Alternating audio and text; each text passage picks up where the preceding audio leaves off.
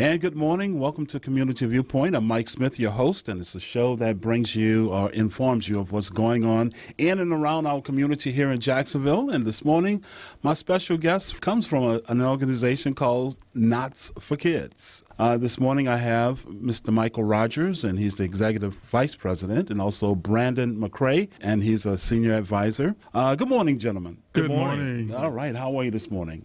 Doing well. Thank you for having us, Mike. Oh, thank you for coming in. We're going to talk about kids and something special that you guys are doing for the kids, and the program is called Knots for Kids.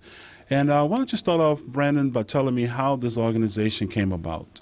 Well, this organization came about from a good friend of ours who owns a tie company. And he's into ties. He loves ties. And he came to us one day and said, listen, I want to do something for kids. Okay. I want to teach kids how to dress. Yeah. And how to tie a tie and how to be a gentleman. And so we had this concept that we moved on, and it was all based on how to teach young boys how to be gentlemen. And it all started from there, and it grew to an organization that we have today, which is a 501c3, which focuses in on education, personal development, and also health development too. We saw some health needs out there, issues in this population that we thought would be good to focus on as well. Okay. Mike, is it necessarily African-American boys we're talking about, or it's just boys in general, or kids? Well, I guess we're talking about boys more or less, especially when it comes to ties. Yeah, Mike, thank you. We do have a large population of African-American males between the ages of 5 to 17. And typically they are labeled as underserved within the Jacksonville community. When we conducted a market survey, we just saw a number of disparities with regards to African-American boys, and our research suggested that males aspiring to go to college typically were more significantly more likely to perform better in school. We didn't see this type of motivation with the folks that we were mentoring and engaging with. And of course, African-American males have unique challenges with regards to authentic assimilation into society and really finding their place and becoming comfortable and engaged in the work of the community. Well, I'm going to let's just stay right there for right now. You're talking about attire, pretty much for African American young men, okay? And you know, everybody. Man, I remember back in the day, my parents used to say, or my dad used to say, well, when I was growing up, blah, blah, blah, and I never thought I'd, live to see the day where I'd be saying the same thing.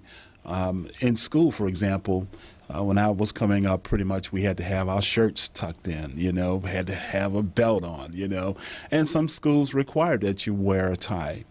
And now, pretty much in our society, you can see we're pretty much dress challenged in some arenas, but the sagging pants, and blah, blah, blah. And so I'm sure it's a complete turnaround for some of these young men. Yeah, we talk a lot about those sagging pants. Okay, sure.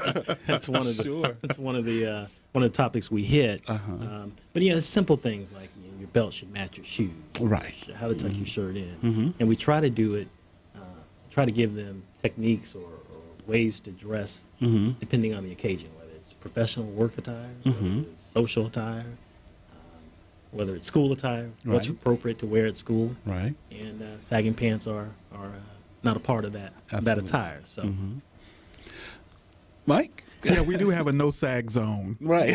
That's important. Okay. And a lot of the young men come to us, some of them from broken families, displaced fathers, absentee fathers, emotionally, physically, spiritually. So there are a number of needs that we attempt to touch on. But what we most focus on is the need to model successful behavior for our young men. A lot of programs in the city and abroad focus on rehabilitative intervention. One of the hallmarks or staples to our program is that we are proactively engaging, getting in front of the early years in school before the influences can really leave an indelible mark that will take a lot of time and resources to remove. And it's good work, it's noble work, and it's fun. Well, all right. That kind of leads me to the question of the beginning ages of the young men. What are the ages you really start off with? Well, we typically start with 11 through 18. Okay, So gotcha. that middle school age Right. to high school age is where Okay. we start out. Mm-hmm. And the first thing we teach is how to tie a tie. Right. And that's a big accomplishment for the young men, is how to Yeah. tie your own tie. Right. Right. And like Michael mentioned, a lot of these young men come from broken families where there is no father present. And Right. so the mothers are so grateful that Mm-hmm. we have showed these young men how to tie ties. Something Mhm. as simple as that, Mm-hmm. to have the moms just be so excited about Right. the opportunity for someone to model that behavior and to teach them how to do that. Absolutely. Yeah, we've even had moms come to Okay. the session Right. and really get a thrill out of learning themselves Right, how to right. tie a tie.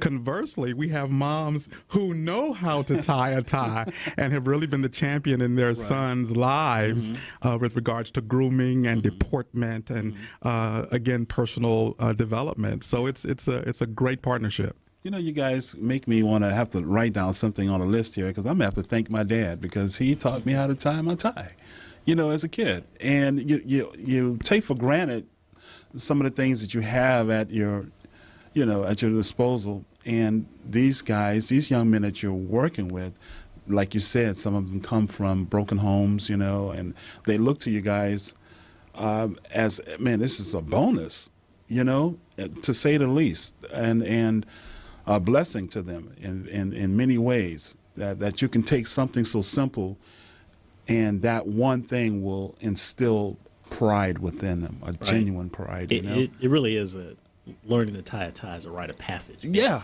So- Yeah. And, I remember my father teaching me how to tie, and I taught my 11-year-old twin boys how to tie a tie for the first time. And, Yeah. and so those are those passages, or those Sure.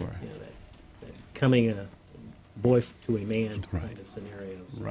Right. Yeah. We all know the girls have theirs, so we can claim at least one, two rites of passage there. I want to know also, how long have you guys been in existence now? Well, it's interesting that you ask. We started conversations with our team leader, Ephraim Williams, who certainly is the consummate leader for the organization. And these talks began around late 2005 into all of 2006. And we realized the inception of the organization in 2007. The board that we have is a very diverse board.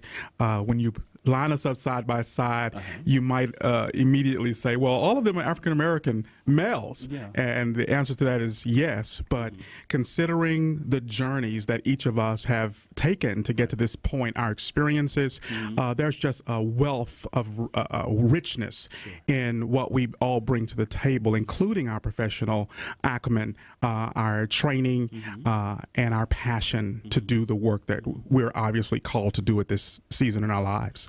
Let me add. Yeah, that go ahead. This is a grassroots organization. Okay. All volunteers. No one gets paid to do this. We volunteer our time and our money to make this a reality. And like Mike mentioned, our board's very impressive. We all come Okay. from different backgrounds. We Sure. have physicians who are providing health care and providing us advice in terms of health care.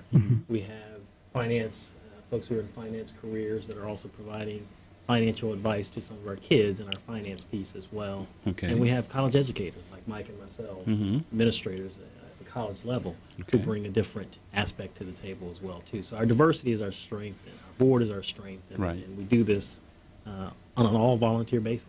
So I'm going to assume that, yes, the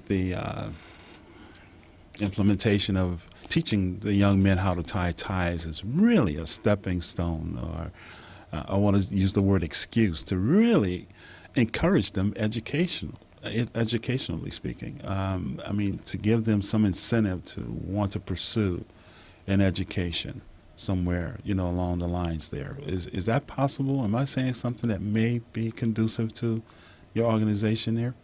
I think you're right on, Mike. And the reality is that even in our upbringing, getting a haircut Right. was the difference between feeling like $1 million and then feeling as though I needed to get a haircut. Right, You know, right. tying a tie, and not to mention even the bow tie. There are some grown men who kind of relish the idea. Wow, I wish I could tie a bow tie, and they might not say that, but it's there. It is a rite of passage. It is a tool that's unique. It's a unique emblem of the office of manhood. Okay. And to get the gentlemen that we interact with to really take pride in that notion of tying a tie is a milestone for them. You see the light bulb come on. It's as if they have done something that they thought they'd never be able to do. Right. In the moment, it's really a remarkable transformation that occurs just with that simple skill and ability.